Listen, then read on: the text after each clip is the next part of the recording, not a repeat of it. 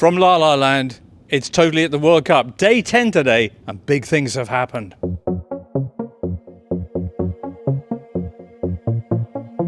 Orange crush. Netherlands give Sweden a beating 5-1. While the Dutch almost get a tennis score, Germany have a Deniz score. Super sub Deniz Undav with a brace, which sees them book their place in the knockouts. We'll review all that and salute a room on fire. Eloy Room, the World Cup's latest keeper sensation after he stopped all 15 of Ecuador's shots on target on Saturday. Hello there. Welcome to Totally at the World Cup. It's Saturday evening in LA. Sunday morning in the UK, and we're joined once again by Phil Hay. Good evening. You're looking very spiffy today, Phil. Thank you very much. Yeah, excellent. Thank you. Yeah, nice to get this shirt a little bit of a run out. Nice. Full disclosure, I'm going to thieve this at the end of my trip to LA. Okay. And I think if I say that publicly, then it can't be classed as a criminal offence. You know your legislator. The bylaws of California. Absolutely. Yes. What a lovely shirt it is, ladies and gentlemen. The only time you're going to be seeing it in this World Cup, unfortunately. Terrible material, you know. Awful. Been itching all I thought day. you were talking about my intro. But yeah, okay. Tom. James. Tom Williams is with us again. Lovely to see you, Tom. And you, James, big admirer of this shirt. Yeah. So good to see it getting a run out despite Italy's unfortunate non-presence. They're not here, other nations are. And what excitement those other nations have been giving us. Once again today, we see a phenomenal performance by an unfancied team, in this case Curacao, and they're incredible goalkeeper. We've just finished watching Ecuador, rhymes with barn door, as we mentioned yesterday, and failing to score against this incredible keeper, Tom. I mean, unheralded goalkeepers have been a real theme of the tournament. Vozinha becoming a superstar for his role in keeping Spain at bay against Cape Verde. You had Paddy Beach. Alois as well. Mohamed Alois for Saudi Arabia. Yep. And now Eloy Room of Curacao. And I did have a look at his Instagram account during the game because, of course, that's been one of, not the most important consequences of Vozinha's explosion onto the scene. But he's now, has many millions of Instagram followers. Really? 15 in the last game. Vozinha's gone up to 15. He's gone up to 15. And Eloy Room was ticking up in front of our eyes. Well, he was sub 100,000 when we first looked, because we kind of thought, you know what, this is going to spike, isn't it? And at the last look, he was on about 700,000, I think. So it's going up, but sadly for him, it was middle of the night in Europe, so not as many people have piled on the Instagram bandwagon. Okay, if you're on the gram and you fancy following some people, why not give us a follow? We are at Totally Football Show. Red hot content on there, including, Tom, our daily World Cup takeouts. Today's one's got some sausages. Tomorrow is really extraordinary, groundbreaking waffle action. Check it out. Anyway, how about a moment of the day? Tom? I'm going to go for the first game of the day, Netherlands-Sweden, and the first goal of the day. Ronald Koeman decided to put Sunderland's Brian Brobbey up front, and it took him less than 5 minutes to open the scoring with what was, for me, one of the goals of the tournament so far. I think it was a clearance from Bart Verbruggen, the Dutch goalkeeper. Brobbey, in his characteristic role, back to goal with a centre-back pinned up against him, uses the outside of his right foot to volley a layoff to Tijani Reinders. He plays it wide to Cody Gakpo. First time cross, who's there in the middle to meet it? Is it him? Brian Brobbey. Brobbey. And Netherlands are up and running. Didn't look back. He got another one as well, didn't he? He did. What a performance it was by the Dutch. It was a team goal as well. We've had loads of great goals at this tournament. It's almost like with this ball, this Adidas ball, if you hit it from anywhere, it's going to go in, unless you're playing Eloy Room, in which case, abandon all hope. But that's probably the first really quality team goal we've had, or one of the few in comparison to just spectacular hits. It's been nice little moves and so on, but that was proper creative. All right. Did you go for a spectacular goal for your moment of the day, Phil? No, I went for poor old Simon Adingra. For the Ivory Coast, who had that amazing chance at the end of the game, and it was set up so nicely for him. You thought that was the game there and then, and it was totally weird because it was there to be struck. Tom was saying that for Monaco, you see him do that, come inside, place into the far corner. He had all the King's horses coming at him, so there was no point in cutting back into the crowd, but he did that. And I think if it had finished 1-1, Ivory Coast would have forgiven him, but it didn't. He didn't forgive himself, Germany scored did an he? absolutely brilliant goal to take the win, and that was his reaction. Yeah, so it should have been Yeah, Simon bad Adingra miss. started the season playing alongside Brian Brobbey at Sunderland, or rather not really playing alongside him because he was on the bench all the time, and that's how he ended up at Monaco. But a little bit of connection between our moments of the day. Interesting. Do you know what my moment of the day was? Please. Among many, I think Elanga doing that crazy goal line back heel Yes. nutmeg. We were watching on Fox Sports, much We were. to your dismay, James, and the commentators got very excited. And apparently, the commentators on Telemundo got more excited about that moment than any of the 6 goals in the game. And it was, I mean, one of the best nutmegs, probably the best nutmeg we've seen at the World Cup so far. I need One to for check the it highlights out, but somebody was saying on Twitter towards the end of the Ecuador game there was a lovely little Cruyff turn style thingy that skinned one of the Ecuador players. I didn't get a chance to have a proper look before it came on, but it's apparently worth digging out if you can find it. But that is good. Well, this Cruyff turn that you refer to is actually going to be the subject of some discussion a little bit later on. Fans of iconoclasm, if that's the word, might like to stick with us. But first, we've got lots of stuff to get through, including the results from Saturday.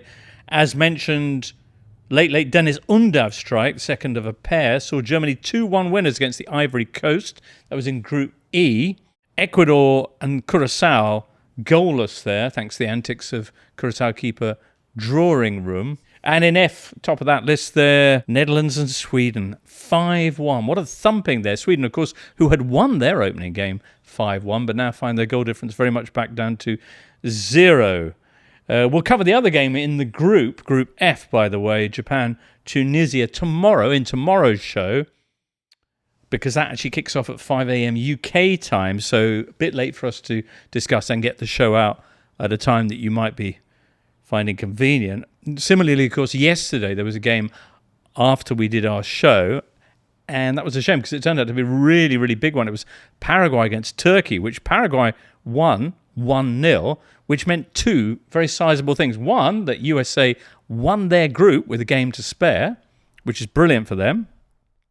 It also meant that that Turkey, because USA had won their match earlier on, of course, against Australia, but it also meant that Turkey, beaten by Paraguay, are already out of the tournament. Now, let's recall, this was a tournament that it was meant to be almost impossible not to get out of the group, not to qualify for the knockout stages. Turkey managed to get knocked out with a game to spare and playing it against a Paraguay team that only had 10 men for the second half. Yeah, it's a shame that Bandor doesn't rhyme with Turkey. A wittier man than me said, drink a shot every time Turkey run out of ideas and shoot from long distance. And the stat was 62 shots over 2 games at the World Cup, an XG of 3.5, which shows you how bad the efforts on goal were, and 0 goals at all. A total abomination of a performance. Montell's going to get sacked, isn't he? I mean, that goes without saying. It looks like there's going to be hell to pay back there. And they were so bad, and it was strange that Miguel Almiron getting sent off for the first person who's fallen foul of the FIFA rule that you can't cover your mouth when you're in confrontation with a player because of what you might be saying, which seems like a very reasonable rule, sensible rule to me. Yeah. It wasn't as if it wasn't telegraphed, a bit of an idiotic thing to do, but it was only kind of the second most humiliating thing of the night because Turkey managed to outdo him. Incredible. USA, though, Tom, winning their group, which means they're going to be playing their round of 32 match in San Francisco. Probably, as it stands, the likely opponents are Bosnia-Herzegovina. Their possibilities, because this has become a real talking point post the victory over Australia, their possibilities of winning the whole thing, currently rated by Opta Supercomputer at... Well, if you ask the Americans, I think they'll say around about 87.8%, yeah.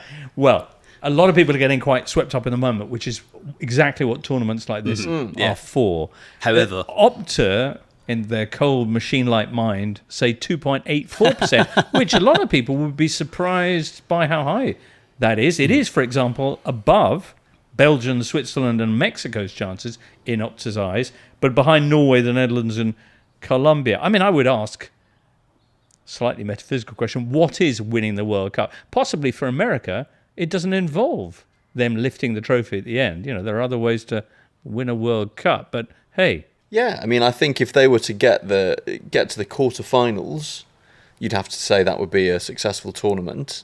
Given the fact that they haven't, really made an impact on a World Cup in that way to date, or certainly for a long time. I think it was 2002 that they last went that far.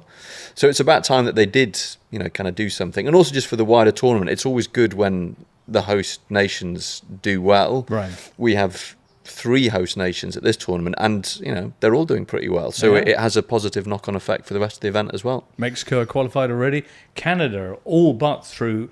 The Athletic did a big piece about, can America win the World Cup? Phil, you were in that. What did you say? Yes, no. You said yes and no. No, I got in there with a couple of other writers to say no from the off. I think I was explaining this on the last show, that they do have some quality players who play at a decent level in Europe. So having spoken to our American writers, they seem to all agree that last 16 would be kind of par, quarterfinals would be good but not blown away. Further than that would be exceptional tournament. Would them winning the World Cup be more or less improbable than, say, Greece winning Portugal's Euros back in 2004? More improbable, Really? I think. Yeah, they've got much more watchable players. USMNT and I shouldn't use that. The United States, yes. And I would have to go back through Greece's squad now to see how it all matches up. But the Euros versus the World Cup is, I would say, harder to win. And considering some of the teams in this, I think 2.87 was it? That seems that is about right. I think. Okay. Yeah. Well, we'll see. We'll see if that number escalates like Vuzinha's followers on the gram. But those are questions for later on. Right now, let's get into Germany, who, of course, also have booked their place in the round of 32. How did they do it? We'll be on to that next. Saturday lunchtime, Germany 2, Ivory Coast just the 1. Germany joining Mexico and USA in the last 32. It's the first time Germany have made it out of the group at a World Cup since 2014. Are they going to do a Germany? That's a big question. First off, bears mentioning that with 93 minutes played of this game against the Elephants, didn't look like they were going to be qualifying for anything today. It didn't, and I think had it finished level, you would have said that it was probably a fair result. I mean, Germany had most of the possession, most of the chances, but Ivory Coast threatened continually. And after Germany's first game, when they walloped Curacao, we pointed out on the pod, Duncan chiefly, that they did look a little bit vulnerable defensively. We saw that again today. Phil's already mentioned the big Simon Adingra chance that occurred at 1-1. An enormous, and there were other chances, of a similar quality. So they didn't look massively convincing, but that ability to get over the line and find a winner in improbable circumstances counts for an awful lot in big tournaments. And when you've got a guy like Deniz Undav, who manages to be so decisive coming off the bench, that can be a real game changer. Let's talk about that winning goal in the 94th minute. Beauty. Yeah. Yeah, lovely pass out in midfield, but actually, if you watch it again, quite difficult to take. So the finish is really good, but the touch in the box is beautiful as well. And how did you describe Undav earlier? Like 90s coded, did you say? And he is quite. My cue from Phil's shirt, but there's something of the Toto Schillaci about the Deniz Undav story for younger listeners / viewers. Toto Schillaci came into the 1990 World Cup as a backup striker for the hosts. Came off the bench to score the winner against Austria, I think it was, in the opening game. Ends up finishing as the top scorer at the tournament and becomes a national celebrity. Undav has already equalled a record held by another Italia 90 icon, Roger Miller, for goal involvements by a substitute at a World Cup. He had 5 over the course of the 1990 tournament for Cameroon, Roger Miller. Undav has equalled that already after only 2 matches. 56 minutes of action. He's had 3 goals and 2 assists coming off the bench in both of Germany's games. That devastating effect. You might recall him, if you're a Brighton fan, for a somewhat underwhelming campaign there at the Amex. However, since leaving the south of England, he's been on fire for Stuttgart. He's had, 57 goals and 31 assists in all competitions for Stuttgart at a rate of 0.94 goal contributions. Boring term, I know, but still, per game. Last season, only one man scored more than him in the Bundesliga, Harry Kane. Admittedly, it was a huge amount more. Kane got 36, Undav got 19. But still, his impact on this tournament is huge. Yeah, it has been. And he's running it almost a goal a game for Germany. And it was interesting in the build-up to the tournament. There was a lot of chat about whether he was going to go. You know, he'd scored loads of goals in the Bundesliga, so it kind of seemed like an obvious pick. But there was a while where it wasn't certain that he was going to get into or make the final cut. I think Nagelsmann needed that. I don't get the impression he's got massive amounts of credit in the bank in Germany, and they were struggling a bit in the first half, finding it hard to get it going. But by the end of the game, I kind of felt like, even allowing for the late Ivory Coast chance, I thought they'd just about done enough to win that. Okay. I don't think we've said enough about the pass. Difficult as it was for Undav to control, that Amecha provided for him. Took out, what was it, split 3 lines? Yeah, there've been a few passes like that. Right. Saibari's for Monaco was kind of similar. But yeah, it was a cracker, but it was really powerfully hit, so it wasn't a kind of gimme to take and finish. The touch was lovely. Magnificent stuff. All right, so they beat the Ivory Coast 2-1. Tom expresses doubts about their abilities to do one of those German runs, warming their way up into the tournament. And then, what about you, Phil? Oh, I'm the same, really. Yeah, I was comparing the squad to, certainly the strongest team, to the team they had in 2014 when they last won it, and there's quite a big disparity there. So again, they're into the knockouts, and you'll see them in fairly latter stages, I think. But they don't. If you were looking through the Opta stats of who's going to win this, I don't think they'll score highly. I did. What are they on? 4%. Yeah. 4%. Who's top of the tree? Oh, I didn't get that far. Oh, okay. Tomorrow night. No spoilers. There you go. They also had 2 goals disallowed, so it wasn't like they were, sitting on their heels all day. But as for the Ivory Coast, a defeat, but not a catastrophic one for their chances. The fact they won their opening game against Ecuador, thanks to that last-minute goal by Amad Diallo, puts them in a very strong position. And, of course, they will finish against Curacao. You would expect that they will win that. Would you? Although, Would you, though, Tom? Eloy Room and his pals Right. might have something to say about that. Drawing room, as we now call him. Yeah. Drawing room, yeah. 0-0 panic room for Ecuador. For Curacao against Ecuador in Kansas City this Saturday evening in the US. That saw Curacao picking up their first point. Eloy Room, 15 shots on target he saved, Phil. Mm-hmm. It's a World Cup record. It's a World Cup record for 90 minutes. It was bettered by Tim Howard, 2014, I think I'm right in saying, against Belgium, but that was a game that involved extra time. So for 90 minutes, Eloy Room is the man. Yeah, it's incredible. Where does he come from? He plays his club football in the 2nd division in America. Yeah, Miami FC. So quite honestly, I wouldn't have recognised him in the street before this tournament, but I will now, especially because I'm stalking him on Twitter, on Instagram, like everybody else. Yeah, brilliant. All right, well, apart from the fact that he made loads of saves, does that speak to Ecuador being incredibly dominant in this match? I mean, they were. You look at the stats, Ecuador had 28 shots, 15 on target, expected goals of 3.06, which shows that they, for all their shots on target, they weren't necessarily creating extraordinary high quality of chances, but 99 times out of 100, a team that has that level of dominance wins the game. And as fantastic a performance as Eloy Room produced, most of the saves were fairly routine. The best save was the first one in the 3rd minute. Ana Valencia gets sent clean through, only has the keeper to beat, and does what you would expect most centre-forwards to do. Gets a decent contact on the shot, tries to steer it inside the right-hand post, and Room makes this brilliant reflex save, diving to his left and pushes it up, I think, onto the top of the crossbar. There was another header midway through the second half from Valencia again, powerful downward header from a corner that Room turned behind. But a lot of the other saves were fairly straightforward. So as much as Ecuador dominated, they weren't necessarily carving out really clear-cut chances. Are you calling him a stat padder?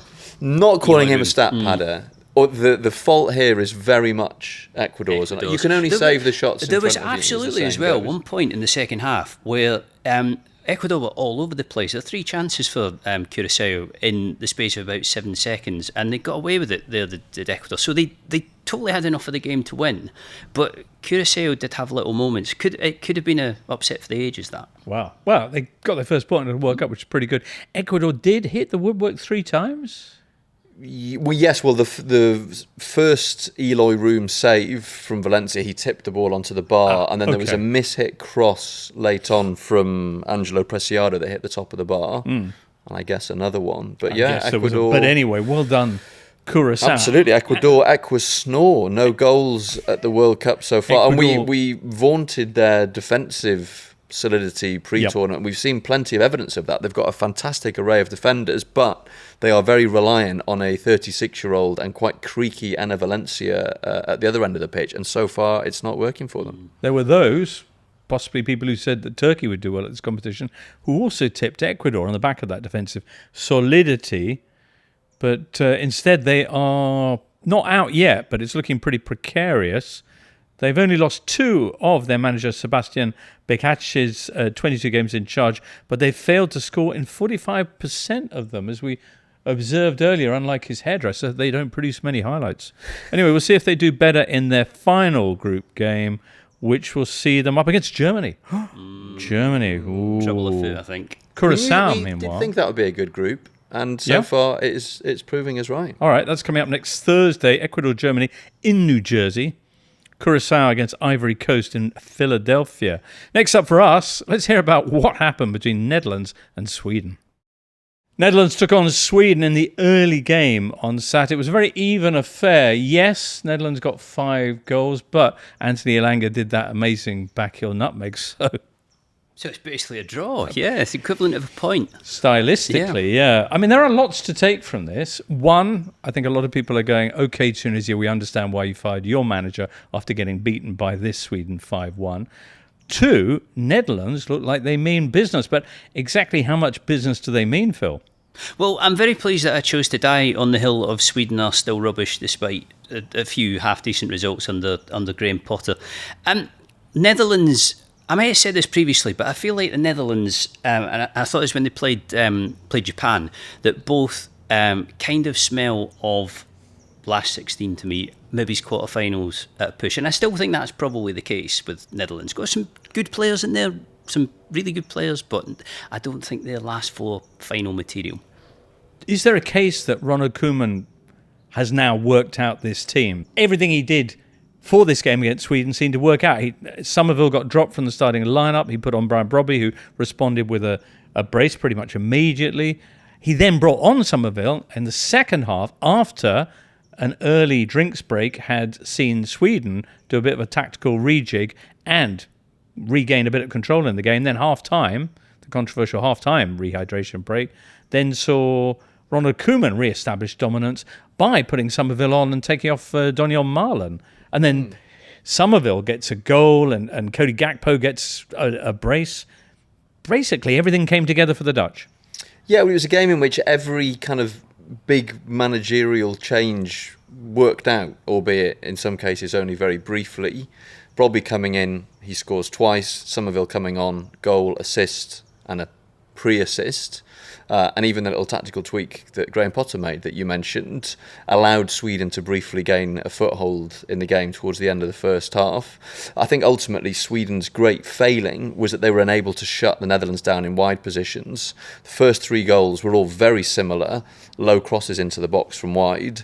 The 4th goal also came from Cody Gakpo picking the ball up out on the left, cutting inside and having a shot. And they just didn't seem to be able to cope with the fact that the Dutch wingers stayed quite wide, but you also had the fullbacks contributing, particularly Denzel Dumfries on the right-hand side, and Sweden just never got to grips with it. Scored a very nice goal through Anthony Elanga. Curiously, Sweden had more shots on target than the Netherlands, more touches in the opposition box. So you could argue that there was perhaps something slightly freakish to the result, but you looked at the quality of the chances that the Netherlands created, particularly those first 3 goals, they completely cut Sweden apart. And yeah, at the final whistle, you didn't really feel like 5-1 flattered the Netherlands at all. Oh, you felt pretty impressed, I think. When we were talking to our Dutch journalist friend ahead of Netherlands' first game, he was saying that there were kind of 2 question marks really over this Orange side. One was Ronald Koeman, whether he had the tactical nous to take this team deep in the tournament. Today certainly seemed to suggest that he does. And the other one was, he said, this Netherlands team is great at the back, the midfield's fantastic.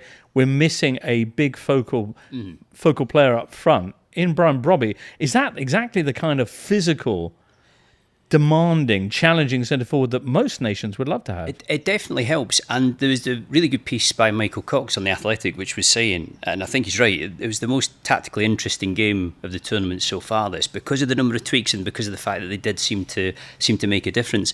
And I think what was said about the Netherlands is probably the complete opposite to what the expert opinion that we got in Sweden, which is that up front there is Gyökeres, there's Isak, there's options, but at the back it's kind of coach and horses stuff where you can ride right through it, and that was pretty much what we saw today.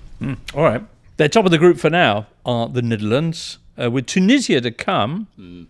Crescencio Somerville, you were saying, is in transfer news on Man United's radar. So this is David Ornstein's story from The Athletic. But this was at the start of the week. He was saying that Manchester United are looking at him. Currently at West Ham, was at Leeds United, would go for about £50 million.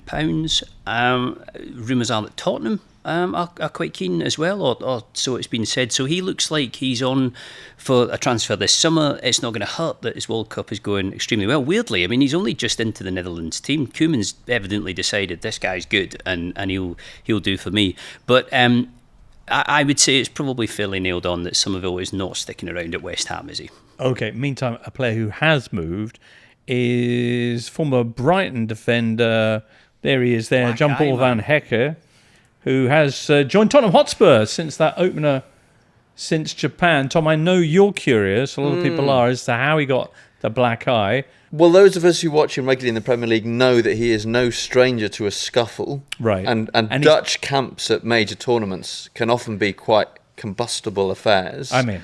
So, we're joining the dots. Supposedly it happened in the opening game against Japan, but we just don't know. Anyway, Japan are going to be taking on Tunisia later on tonight. We'll cover that in tomorrow's show. But a big stat about that game, Japan against Tunisia, it is the 1000th World Cup game, not in this tournament, but ever. Yes. Woo. Good start. Special jerseys for the ref Is that right? assistant or something. Yeah, I was reading Special today. branded pickle juice for the ref? Just in case of a Charlie horse. Yeah, it will be on the sideline, but it should be special. Not in case of a Charlie horse, as you discovered on last night's show. We'll get onto that very, very shortly. Yeah. All sorts of discoveries we've made in the last 24 hours. We'll get onto some of those, courtesy of our lovely listeners and viewers next. Yesterday, as you may have seen on Totally at the World Cup, Phil here was wondering about Panenka's penalty, which it was the 50th anniversary of, and whether actually Antonin was the first person to ever do that kind of spot kick. Phil? I would go further than that and say that I am absolutely convinced that somebody must have done it before Panenka. Right. And as I was saying, you might be in your, it'd probably be 80, 90 now, but emailing anyway. Okay, if it was you. Yeah, because there was no social media back then. Absolutely, yeah. So as I was saying, some poor person in Eastern Europe somewhere has been sitting for years and years saying, actually, that's mine. Panenka is a fraud. Okay. Well, it's curious because then, today, I was sat there watching Netherlands against Sweden. Sorry, that just dawned on me what you said. Anyway, today I was watching Netherlands against Sweden, and that's a meeting that at the World Cup has only ever happened once before, and it was in the group stage of 1974, and it featured another iconic and indeed player names a move moment, Johan Cruyff's Cruyff turn, only for Tom to then say, do you know, Cruyff wasn't the first person to do that turn. It feels like a very iconoclastic thing to want to talk about. But you got proof. Yeah, well, just briefly on the Cruyff turn, it was on Jan Olsen, the Swedish right-back, and Phil wrote a lovely piece about him for The Athletic's The Soccer 100, which is sitting on the table right there. I went to Advertisberg in Sweden to try and find Jan Olsen, who sadly was too ill to speak. He's still alive, but his son met up with me and was telling me the stories about it. And was telling me that he didn't get Cruyff's shirt on the day, the famous 14 shirt, but he did get a Barcelona shirt from Cruyff because as Advertisbergs played Barcelona in the European Cup, and his son Michael, or Mikhail I think it is, used to wear that in the street playing football, and I was saying to him, it's probably worth quite a lot of money, that. Yeah, indeed. Anyway, that iconic moment, Tom, wasn't actually the first time that the Cruyff turn had been executed. Yeah, so there is footage of a game between Wolverhampton Wanderers and Barcelona from the quarterfinals of the 1959-60 European Cup. And Barcelona had a Paraguay-born attacking player called Eulogio Martinez.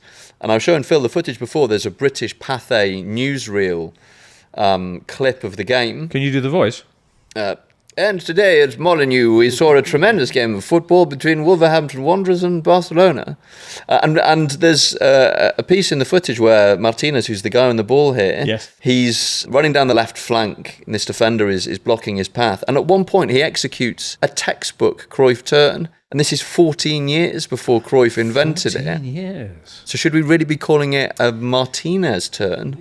I mean, in Cruyff's defence, I don't think Cruyff necessarily claimed to have invented it. It certainly helped his legacy that he was credited with inventing it. But I mean, the proof is pretty clear to see. And again, as Phil says with the Panenka, there are only so many things you can do on a football pitch. It's hard to imagine that no one had ever tried a Panenka before. It was hard to imagine that no one had ever, come up with a Cruyff turn before. And there is proof out there. To give Panenka his due as well, I don't imagine he was claiming the penalty or wanting it to be called the Panenka. It just became the Panenka. But as I say, I suspect somebody out there might have had a go first. Crikey.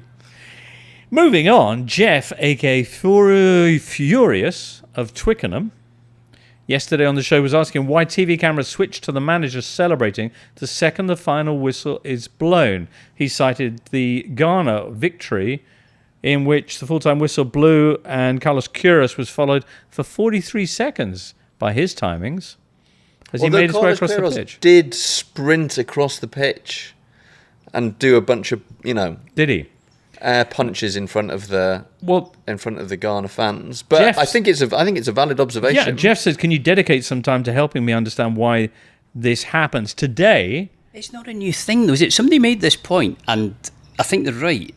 For years and years at the final whistle, you see the handshake, don't you? Well, this is what Jeff's saying. Why? He says players have spent 90 minutes doing their best to win a game while a bloke in a suit has stood observing it all. Why is he the one that we get to see at the end? Why don't you see? So today, for example, Germany against Ivory Coast, all sorts of drama in there. Undav with that dramatic 94th minute. Sorry about the helicopter.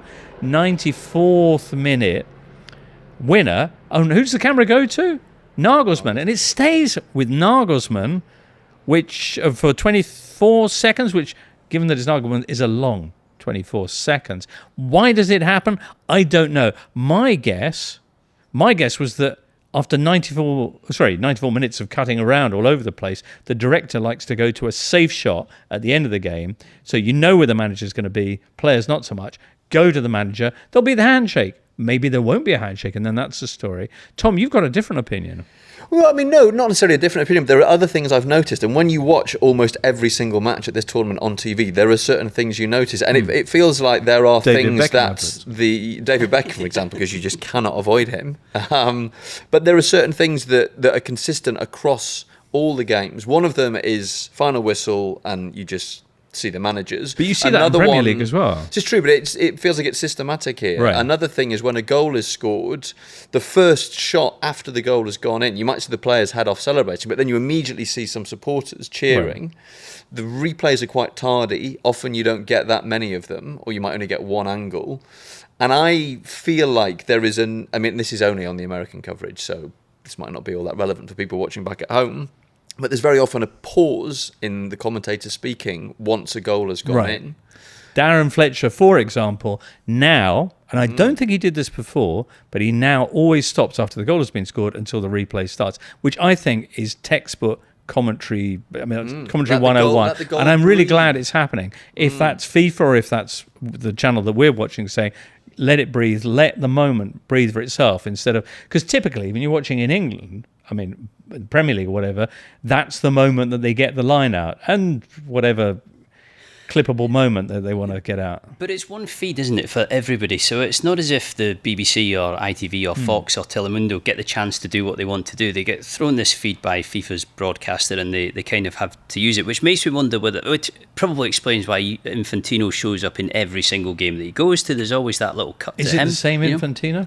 Or are there a fleet of them? Good question, because he's getting about, isn't he? And there's a lot of distance to cover, short times. We'll give him the benefit of the doubt and assume he doesn't have a body. Have you been contacted You never about maybe making an appearance? I think I could do that actually. Yeah, I think with a bit of makeup and everything else, I could. I could don't fill know that in. you could, Phil. It's a very specific cranium that he boasts.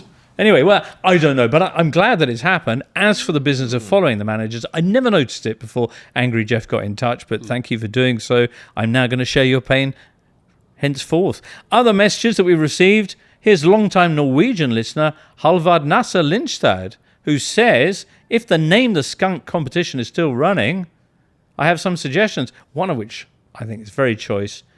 Callum Hudson-Odoi. Yeah. Love that? Yeah. Okay. Derek Blakemore, and I think you mentioned Charlie horses before. Oh, it was Thomas, yeah. Yeah. We were confused about the supposed American terminology for a muscle cramp.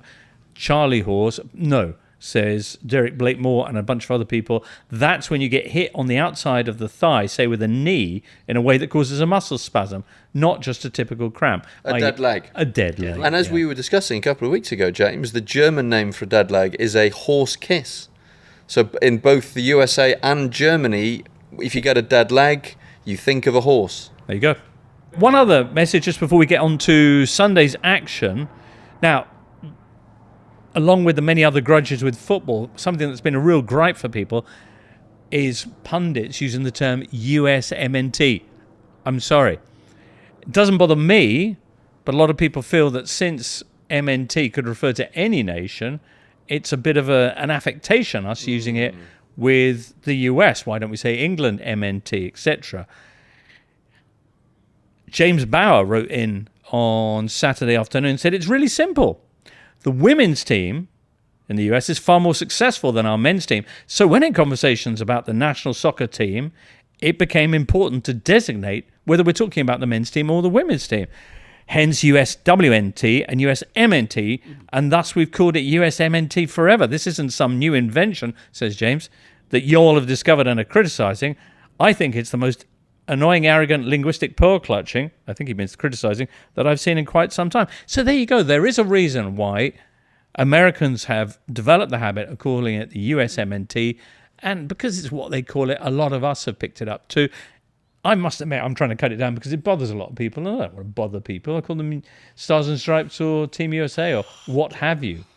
Get on with your lives, really. Well, the thing is, the US Duncan is, the US women's team here is so wildly successful, and was a long time before international women's teams were successful elsewhere in the world and before they had really high profile. So that message is absolutely right. There did need to be some distinguishing feature between them. Doesn't keep me awake at night, I must say. But by that logic, maybe England fans should start referring to the England team as the EMNT, because there again, the women's team are much more successful than the men. Couldn't help yourself, could you? Just a statement of fact. We'll move on. Day 4 awaits... Sorry, not... Day 11. Day 11 awaits... I am losing track, I must say. Yeah, but that's... I think on various points today, I thought it was either Sunday or Friday. That's a week out. Anyway, Day 11, we'll call it. Groups G and H. We'll get onto those next. Groups G and H, which is exciting. You may recall them playing last Monday, these 8 teams, and they produced a record equaling 4 draws at the World Cup. What's going to happen this time around? Well, of course, in Group H, which sees Spain take on Saudi Arabia and Uruguay against Cape Verde, everything's tied. Spain looking for their first win of the competition, of course, and Uruguay taking on Cape Verde later on in Miami. And in Group G as well, it's all square, ahead of Belgium's clash with Iran and New Zealand against Egypt, which is taking place in Vancouver. Let's talk now about New Zealand, Oceania's 11, if you will. In a tournament of surprises, could they be the latest unfancied team to challenge for a knockout place? Well, earlier on today, we were joined by Michael Burgess of the New Zealand Herald, and he talked to us about how it's been so far. Michael, thank you so much for joining us. How has the World Cup been for you so far? Well, it's been fantastic. I mean, for 2 reasons. Number one, we've got to be on the West Coast. We're in San Diego as the base camp, which is a brilliant place to be. But the main reason, James, is the performance of the New Zealand team. I mean, I've been covering this team for a long time, almost 20 years, and you're always a bit nervous how they perform on a big occasion, big stage, especially since we hadn't been in a World Cup for 16 years. So the fact that they delivered such a great display against Iran was fantastic, and it's got the nation so excited. Seriously, the match was played at 1 p.m. New Zealand time on a Monday, so the whole country was watching. Compared to say previous World Cups in South Africa and Spain, the other two we've been at were pretty bad time zones. So yeah, it's been brilliant so far. Would you say that this team is better than the 2010 one, which famously went through the tournament unbeaten? Yeah, I mean, that's a good question. It's one everyone's been debating. Definitely it's better skill-wise, and, we've got so many more players playing in Europe now. That 2010 team you mentioned, we had 6 players in that squad in Europe, and some of them, with due respect, were pretty small clubs. Now we've got players, we've got Chris Wood in the Premier League, of course, but we've got a couple of players in the Championship. We've got a player who's been in Serie A. We've got a player in France. We've got players at what you call biggish European leagues, biggish European clubs. So, yeah, it's a much different generation. But the 2010 bunch were an amazingly resilient team. A lot of senior, hardened pros, great spirit, great defensively, obviously. So that's the remaining question for this team. Can they get to that level in terms of what they have to do defensively? Because they're a bit open against Iran. So that'll be the next step. But definitely, overall, it's a much better team. You can see by the way they play. Michael, one of the most talked about players of the opening set of games is New Zealand's potential superstar in the making, Elijah Just. Yeah, I mean, he's been amazing. And, he's been bubbling around for a long time until this incredible breakthrough this year in Motherwell. And he's always been a guy that you've thought was so talented technically from a very young age, just one of those guys that had a real appreciation with the ball at his feet, very clever player. But the question was, could he handle himself physically, and could he find the right kind of team that suits him? And that's what happened at Motherwell. I mean, he went to Scottish football, and you're thinking, how's he going to fit in Scotland? He's what is he, 1.74 metres? He's not tall, he's not big. But Motherwell was a perfect fit, the way they play. And I've never seen him so confident. And now, I guess the challenge from now, though, James, is there'll be a lot more focus on him. I don't know if Iran will particularly focus on him. You know that Egypt will be. So that's probably the next step, isn't it? That they're going to try and stop him in a big way. They have Salah and Marmoush, but you've got Just and Wood. What a combination they were against Iran. Yeah, Elijah Wood, as someone was saying.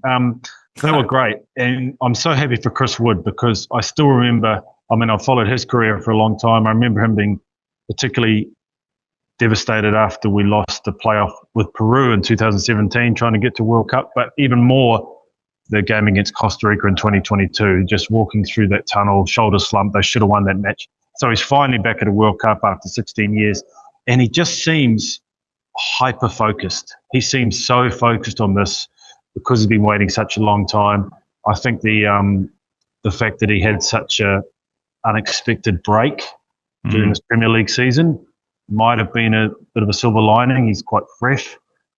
Michael, everything's level in this group, which raises the prospect that were New Zealand to get their first ever World Cup win against Egypt, then the Kiwis, a team ranked 83rd currently in the world, a nation with only 2 professional soccer clubs, could make it through to the knockout stages. Are you daring to hope about this? I tell you what, there is a lot of hope now in New Zealand. A lot of people are saying to me, we can beat Egypt. And I'm like, can we really? Can we beat Egypt? I mean, with the players they've got, with the pedigree they've got, I still think it'll be tough. It will be tough. Egypt will be ready for us. And if Egypt score first, then it gets really tricky because they get their tails up and they'll go for it. But this always group is in a good place. The big test was last week, how they'd handled the occasion. They handled it well. So, yeah, I mean, we're daring to dream. I feel like a more likely result might be a draw could be something we really hope for rather than actually beating Egypt. But it's not impossible. They'll have to defend a lot better. And as you say, a nation with only 2 professional clubs, and one of them only started 2 seasons ago. So until then, we had 1 professional club, just Wellington, playing in the Australian League. And I think we've got maybe 50 to 60 professional players at the most. So, things are, it's a great time to be covering New Zealand football. All right, Michael, thank you so much for joining us, and the best of luck against Egypt. Thank you very much. We're certainly going to need it. Michael Burgess of the New Zealand Herald. Lovely to hear from him and to hear a little bit about the Kiwis, who could well be one of the stories. Well, or not. Early days. They've only had one game, that 2-2 draw against Iran, and they are taking on a Egypt side that's got a little bit of firepower of its own. Hey, what do you think? Egypt never won a game at the World Cup, having drawn their opener against Belgium. I'm quite quietly fancy New Zealand in this one, which is a bit of a rash prediction. But I like the look of them against Iran. We've got good players. I think Chris Wood makes a massive difference to them up front. He played really well in that game. And just as terrific, I spoke about him at Motherwell and said I think he will get a really decent transfer on the back of this World Cup, and probably for quite a lot of money as well. And I don't think Egypt are all that from what I've seen. No. What do you think, Tom? Elijah Wood, as Michael was describing them, or Salah and Marmoush, or Salamouche? Will you do the fandango, I guess? There you go. Yeah. Which would you have? Well, it's a nice clash of strike forces. The two Egyptian superstars, if you can put Marmoush in the superstar bracket, against the slightly more earthy qualities of Wood and Just. But, we were saying at the top of the show that there haven't been that many memorable team goals at this tournament so far, but both of the goals that New Zealand scored against Iran were really well constructed goals that depended on that partnership and that understanding between Wood and Just. All the pressure was on Egypt. The longer this run of World Cup games without a win goes on, the greater that pressure will become. We know that Mo Salah is bowing out. New Zealand showed how dangerous they could be in that game against Iran. I think they'll be well up for this. Brilliant. All right, looking forward to that. As I am Belgium-Iran, which is a kind of midday game here in Los Angeles. And it just so happens this is going to be a bit of a totally day out, because almost all of us, slight exception for producers Jesse and Lucy, but almost all of us are going to be going along to this game. You're going to be there. Can't wait. Tom, you're going to be there. I'm going to be there. Duncan, producer Charlie. Can't wait to see the stadium. And quite a difficult game to call as well, I think. Oh, yeah? Yeah. Belgium probably win. Well, so what are we expecting? I've written maybe not goals from Belgium, because it turns out they're another team who cannot score a goal. Going back to Qatar 2022, they have had 46 shots without scoring a single goal, because the one goal that they did get, the equaliser against Egypt, was an own goal. So Turkey-esque. Yeah. So Ecuador. They went out in the group phase in Qatar in 2022, won their first game 1-0, failed to score another goal beyond that. Who can tell me who scored Belgium's last goal at a World Cup? James? Phil can. I'm not going to answer this because I heard the answer earlier. There we yes, go. I did. Very I diplomatic heard of you. producer Charlie saying this earlier. Of course, producer It Charlie. was, of course, Michy Batshuayi. Michi Batshuayi. And they've since gone 3 matches without any of their players scoring a goal. Wow. But then France reached the semi-finals at Euro 2024 thanks to own goals and a penalty. Yeah. So It can be done. Can be done. The first game, Belgium's game against Egypt, they looked a lot better when Romelu Lukaku came on and indeed provoked that own goal. And you imagine that they might start with him instead of De Ketelaere in a false nine. I mean, that would be the temptation, but it's so hard to know where he is fitness. So he didn't start a single game for Napoli last season. True. So as much as I think everyone would like to see him in the starting 11, I'm not sure that we can necessarily expect that. And on top of that, there's the added complication of Jeremy Doku's absence. Yeah, he won't be in the starting 11 because he's got a respiratory problem that has resurfaced, so he won't be there for that. Shame for Belgium. On to Group H briefly. This sees Spain taking on Saudi Arabia and Uruguay against Cape Verde. Spain, who in their opening game were, of course, frustrated by Cape Verde's Vozinha. We mentioned how his Instagram following has absolutely skyrocketed. Could Spain be frustrated by another choice keeper? Because while Vozinha, I think, made 7 saves against Spain in the opening game, the keeper that they're about to face, Mohamed Al-Weiss, made 9 saves against Uruguay. These numbers seemed impressive when I wrote them down, but that was before that incredible performance from Eloy Room. Before Eloy entered the room. Pedestrian. Yeah. Bless them. It sounds like Yamal's going to play, doesn't it, for Spain? There was a bit of chat about he could probably give us 55 minutes, an hour, which is enough really for him to start. And I think they'll need him after that game, but they'll get going definitely in the same way that I think Uruguay will beat Cape Verde. Okay, I was going to ask you, will Oyarzabal get a touch in the first half hour? No, we're hoping, yeah. Otherwise, you might as well go home, really. So Spain to get the win against Saudi Arabia. And Uruguay against Cape Verde? Yeah, once they got going, Uruguay against Saudi Arabia, they look good. All right. And they are good when they play well. 22 shots, sorry, Phil. 22 shots they had in the second half of that game. Yeah, lively. And yet they still didn't win. Yeah, Bielsa ball. All right. Very good. Virginia's mother will be at that game. It's going to be there, yeah. All right, so somebody saw... There she is. One of those people is Virginia's mother. And she's going to be at the game. Lady in the pink, if I'm not mistaken. Okay, yeah, that's that's good. right. See where he got his height from. That makes sense. Excellent. So well done to everyone who sorted that out.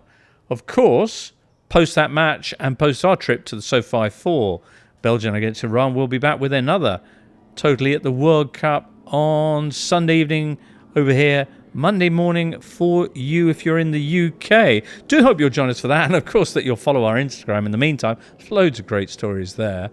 For now, though, I think that's pretty much it. So many thanks, Phil. Give us the shirt back. Thank you very much. You're done with that now. Well, yeah. Thanks to you as well, Tom. Thanks to you, James. Thanks to everyone here on the production team, and thanks to you at home. We'll catch up with you soon. For now, from all of us here, it's goodbye.